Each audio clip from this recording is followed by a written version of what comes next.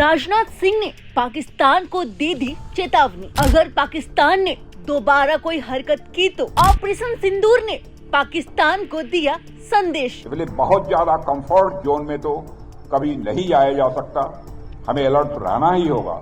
Operation सिंदूर के दौरान पाकिस्तान को ठीक ठाक डोज दे दिया गया है। अब कुछ भी हरकत करने से पहले वह 100 बार सोचेगा।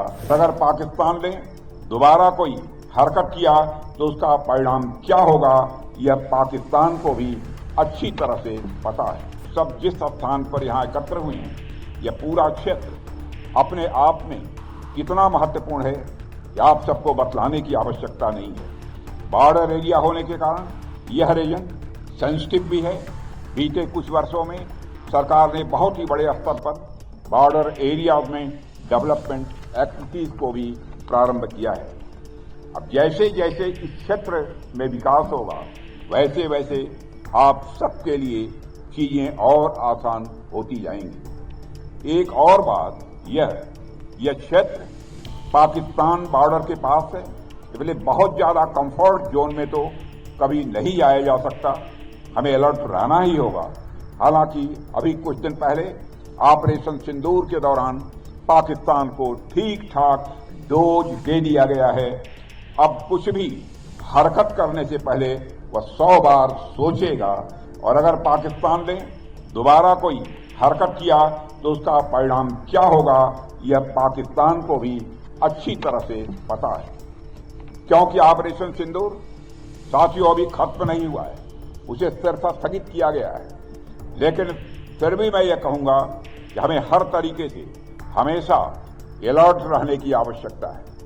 साथियों, ऑपरेशन सिंदूर की जब चर्चा होती है तो मुझे गोस्वामी तुलसीदास जी के रामचरितमानस का एक प्रसंग याद आता है। अंगद रावण के दरबार गए हैं, दोनों के बीच संवाद होता है।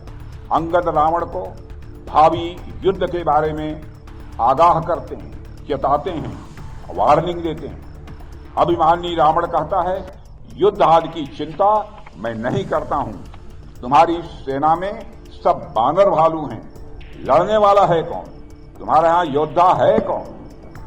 हाँ, यह जरूर है कि है कपि एक महाबलशीला, यानी एक बंदर जरूर है जो बड़ा बलशाली और बड़ा महान है। उसने कुछ दिन पहले लंका जला दी थी, बाकी और कौन है तुम्हारे यहां जो हमें चुनौती दे सके। इस बात पर अंगद को हंसी आ जाती है।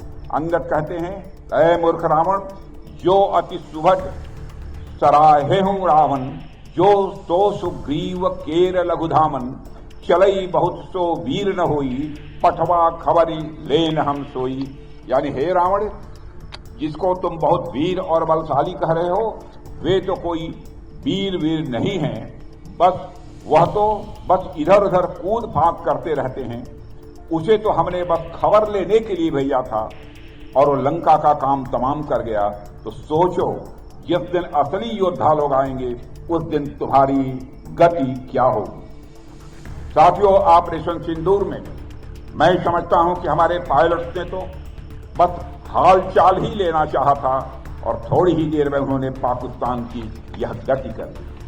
कभी उन्हें दलबल के साथ पूरा मौका मिला तो पाकिस्तान का क्या हश्र होगा, यह बताने की जरूरत नहीं है।